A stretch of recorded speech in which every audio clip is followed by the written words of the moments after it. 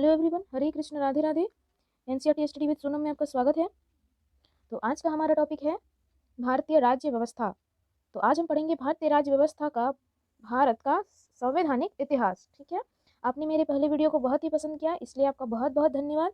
अगर आपको मेरी कक्षा अच्छी लगती है तो आप मेरे चैनल को प्लीज़ लाइक, शेयर और सब्सक्राइब कीजिए। आप जितना लाइक, शेयर, सब्सक्राइब करेंगे मैं उतनी जल्दी जल्दी वीडियो बनाऊंगी।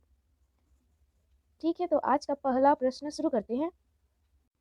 आज का पहला प्रश्न है, बी.आर. अम्बेडकर और महात्मा गांधी के मध्य सन 1932 में हस्ताक्षरित पूना समझौता में प्रावधान था। कौन सा प्रावधान था? देखिए, यह प्रश्न बहुत ही महत्वपूर्ण है। यह IAS के 1997 में पूछा गया है। मतलब कि यह बहुत संभावना बनती है कि यह PCS में अब पूछा जा सकता है। तो इसका उत्तर हो जाएगा हरिजनों के लिए आरक्षण सहित संयुक्त निर्वाचन क्षेत्र। ठीक है, तो हरिजनों के लिए आरक्षण जो भी हमारे मिल रहे हैं हमारे देश में, SC ST के लिए स्पेशल जो भी आरक्षण मिल रहे हैं, तो ये भीमराव अंबेडकर के द्वारा महात्मा गांधी के मध्य सन 1932 में पूना पैक्ट समझौता जिसे कहते हैं उसी के तहत हुआ था। क्या हो जाएगा इसका आंसर? हरिजनों के लिए आरक्षण सहित संयुक्त निर्वाचन क्षेत्र। ठीक है, अगला प्रश्न है, सूची 1 और 2 को सुमेलित करना है। ठीक है, तो इसमें हम देखते हैं सूरत विभाजन। सबसे पहले है सूरत विभाजन कब हुआ था? तो यह बहुत ही आसान प्रश्न है। सूरत विभाजन कब हुआ था, आप ही बोलिए।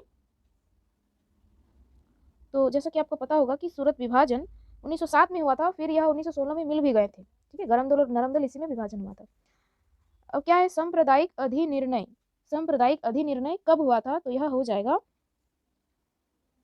1932 में। ठीक है, 1932 में। अब अगला है सर्वदलीय सम्मेलन। सर्वदलीय सम्मेलन कब हुआ था? यह हो जाएगा 1928 में। ठीक है, पूर्व स्वराज का संकल्प। पूर्व स्वराज का संकल्प यह कब आया था? यह हो जाएगा 1929 में। ठीक है, आपको समझ में आ गया होगा। तो इसका आंसर हो जाएगा बी नंबर। ठीक है, इसका आंसर हो जाएगा बी नंबर। अगला प्रश्न देखते हैं, निम्नलिखित में से किस अधिनियम द्वारा भारत के गवर्नर जनरल को अध्यादेश जारी करने की शक्ति प्रदान की गई? किस अधिनियम के द्वारा भारत के गवर्नर जनरल को अध्यादेश जारी करने की शक्ति प्रदान की गई? यह हो जाएगा 1881। ठीक है, 61 भारतीय परिषद अधिनियम 1861। ठीक है, इससे जुड़े कुछ महत्वपूर्ण बात भी हैं। तो यह है कि गवर्नर जनरल की कार्यकारिणी परिषद का विस्तार इसी में किया गया था। ठीक है, गवर्नर जनरल को पहली बार अध्यादेश जारी करने की शक्ति इसी में मिली थी। पहली बार अध्यादेश जारी करने की शक्ति यहीं से मिली थी और इसकी जो अवधि होती थी यह 6 माह तक होती थी। ठीक है, अब अगला प्रश्न है, यह अभी सुमेलित करने के लिए है। देखिए, हम इसको सुमेलित करते हैं। तो क्या है, अगस्त घोषणा। अगस्त घोषणा कब हुई थी, है ना? तो अगस्त घोषणा मतलब कि किसने किया था? तो यह हो जाएगा लॉर्ड मॉन्टेग्यू ने। अगस्त घोषणा किसने किया था? लॉर्ड मॉन्टेग्यू ने। ठीक है, लॉर्ड मॉन्टेग्यू ने। उसके बाद अगस्त प्रस्ताव। अगस्त प्रस्ताव यह कब हुआ था, किसने किया था? लॉर्ड लिनलिथगो ने। लॉर्ड लिनलिथगो ने। ठीक है, अगस्त संकल्प। अगस्त संकल्प किसके द्वारा हुआ था? तो यह हो जाएगा महात्मा गांधी के द्वारा। ठीक है, अब प्रत्यक्ष कार्यवाही दिवस। प्रत्यक्ष कार्यवाही दिवस क्या हो जाएगा? यह मोहम्मद अली जिन्ना। ठीक है, यह ये सब के द्वारा शुरू किया गया था। अगला प्रश्न देखते हैं, रेगुलेटिंग एक्ट पारित कब हुआ था? यह बहुत ही महत्वपूर्ण प्रश्न है और मुझे आशा है कि आप इसे जानते होंगे, है ना? और आज जान जाइएगा अगर नहीं जानते हैं तो। रेगुलेटिंग एक्ट कब पारित किया गया था? 1773 में। इसके कुछ महत्वपूर्ण जानकारी जान लेते हैं। तो यह क्या था, इसके द्वारा पहली बार कंपनी के प्रशासनिक और राजनीतिक कार्य की मान्यता इसी के तहत मिली थी। जो भी ईस्ट इंडिया कंपनी हमारे देश आए थे तो उनकी कंपनी को प्रशासनिक और राजनीतिक कार्यों की जो मान्यता मिली थी इसी 1773 रेगुलेटिंग एक्ट के तहत। इसकी यह और इस एक्ट के तहत प्रथम governor general Lord Warren Hastings थे। ये बहुत ही इंपॉर्टेंट है। कौन थे प्रथम गवर्नर जनरल? कौन थे? Lord Warren Hastings. Warren Hastings. ठीक है, हेस्टिंग्स ये थे। ठीक, और यह क्या था, इसी के द्वारा केंद्र प्रशासन की नींव रखी गई थी। 1773 रेगुलेटिंग एक्ट। समझ में आ गया होगा आपको। अगला प्रश्न देखते हैं, भारत के गवर्नर जनरल को किस एक्ट के द्वारा अपनी समिति के निर्णय को अस्वीकार करने का अधिकार मिला? भारत के गवर्नर जनरल को किस एक्ट के द्वारा अपनी समिति को निर्णय को अस्वीकार करने का अधिकार मिला? तो इसका आंसर हो जाएगा 1786 अमेंडमेंट एक्ट। यह क्या है, इसके बारे में जानते हैं। तो इसमें लॉर्ड कॉर्नवालिस वो क्या चाहते थे कि जो मुख्य सेनापति और गवर्नर जनरल की शक्ति एक ही व्यक्ति के पास हो, इस अमेंडमेंट के तहत। अगला प्रश्न है, महारानी विक्टोरिया को भारत की साम्राज्ञी नियुक्त किया गया। तो भारत की साम्राज्ञी महारानी विक्टोरिया को कब घोषित किया गया। ठीक है, तो इसका आंसर हो जाएगा 1858 ईस्वी में। ठीक है, 1858 ईस्वी में। और इसी में मंत्री परिषद की व्यवस्था की गई थी और भारत का शासन कंपनी से लेकर ब्रिटिश के क्राउन के हाथों में दिया गया था।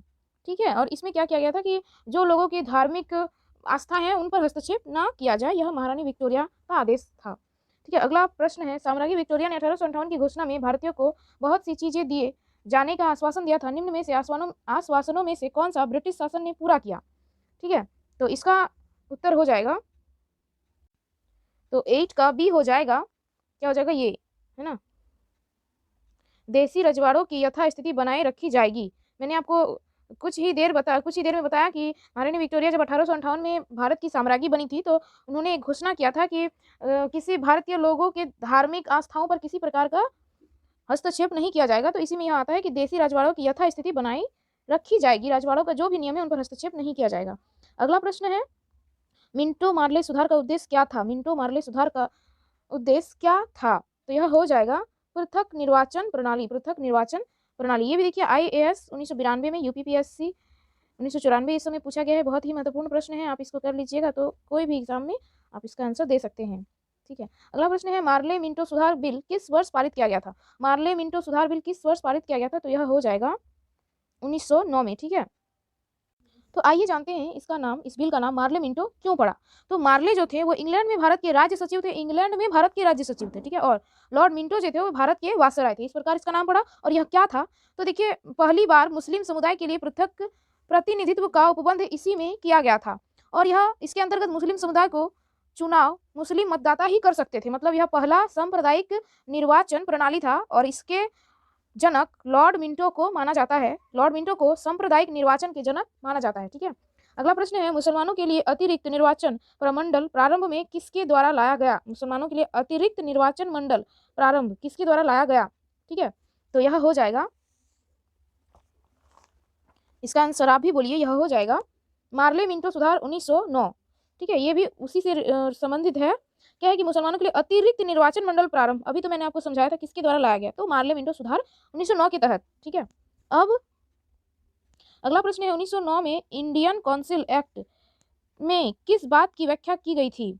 किस बात की व्याख्या की गई थी? तो इसका भी आंसर उसी तरह है, सांप्रदायिक प्रतिनिधित्व, है ना। तो उस समय हमारे देशों को सांप्रदायिक के तहत बांटने का बहुत कोशिश किया गया था और बहुत ही सफल रह गए थे उसमें। तो यह 1909 में इंडियन काउंसिल एक्ट में सांप्रदायिक प्रतिनिधित्व की व्याख्या की गई थी, संप्रदाय के हिसाब से चुनाव होना और प्रतिनिधि चुनना। अगला प्रश्न है, मॉन्टेग्यू चेम्सफोर्ड सुधार के प्रावधानों का सार क्या था? मॉन्टेग्यू चेम्सफोर्ड सुधार के प्रावधानों का सार क्या था? तो अगला प्रश्न है, इसका आंसर हो जाएगा प्रांतों में दोहरा शासन। ठीक है, प्रांतों में दोहरा शासन, मॉन्टेग्यू चेम्सफोर्ड सुधार का प्रावधान, प्रांतों में दोहरा शासन। अब अगला प्रश्न है, 1946 का कैबिनेट मिशन 3 मंत्रियों से गठित था, निम्नलिखित में से कौन से इसके सदस्य नहीं थे? ठीक है, कौन इनके सदस्य नहीं थे? तो यह हो जाएगा लॉर्ड एमरी। ठीक है, कौन हो जाएगा? यह लॉर्ड एमरी। ठीक, पाकिस्तान की स्वीकृति बिल्कुल भी नहीं थी। क्या है क्वेश्चन? कैबिनेट मिशन योजना के विषय में कौन सा सही नहीं है? तो इसमें हो जाएगा पाकिस्तान की स्वीकृति बिल्कुल भी नहीं थी। ठीक है, तो अगला प्रश्न हो जाएगा, भारत का संविधान लागू होने तक स्वतंत्रता के पश्चात इसका शासन किसके अंतर्गत चलाया गया? तो आप लोग जानते ही होंगे, जो थोड़ा बहुत पढ़ते हैं, जो नहीं भी पढ़े हैं और जो नहीं पढ़े हैं उनको आज पता चल जाएगा।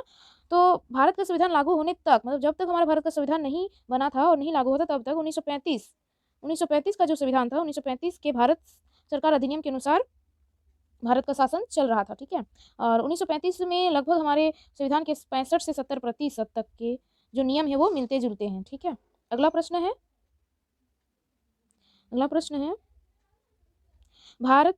भारतीयों को वर्ष 1947 में सार्वभौम सत्ता सौंपने की योजना निम्न में से किस नाम से जानी गई? भारतीयों को वर्ष 1947 में सार्वभौम सत्ता सौंपने की योजना किस नाम से जानी गई? तो यह हो जाएगा माउंटबेटन योजना। ठीक है, क्या हो जाएगा? यह माउंटबेटन योजना। अगला प्रश्न है, कौन सुमेलित नहीं है? ठीक है, तो मार्ले मिंटो सुधार किस लिए हुआ था? सांप्रदायिक प्रतिनिधित्व के लिए। आपको पता ही है कि मिंटो जो भी थे वो सांप्रदायिक चुनाव के प्रतिनिधित्व करने वाले थे, तो यह तो सही हो जाएगा। ठीक है। भारत सरकार अधिनियम 1935 स्वशासन के लिए लाया गया था, अपना शासन हो, हमारे देश का शासन हो। कैबिनेट मिशन में संविधान सभा का गठन हुआ था, अभी बताएं कि नई दिल्ली में इसकी बैठक हुई थी 9 दिसंबर 1946 को, ठीक है। और साइमन कमीशन भारत विभाजन के लिए नहीं आया था, ठीक है। तो यह हो जाएगा। अब अगला प्रश्न देखते हैं, इसे भी सुमेलित करना है, ठीक है। तो भारत सरकार अधिनियम 1919 किस लिए आया था, देखते हैं इसे। यह हो जाएगा सती प्रथा का अंत, क्या है, निम्न अधिनियमों को सही ढंग से सुमेलित करना है, ठीक है। तो भारत शासन अधिनियम किस लिए आया था, तो यह आया था प्रांतों में द्वैध शासन के लिए, ठीक है। प्रांतों में द्वैध शासन के लिए यह आया था, प्रांतों में द्वैध शासन के लिए, ठीक है। अब अगला है भारत सरकार अधिनियम 1935। तो 1935 किस लिए आया था, प्रांतीय स्वायत्ता मतलब अपना शासन, स्वशासन के लिए, ठीक है।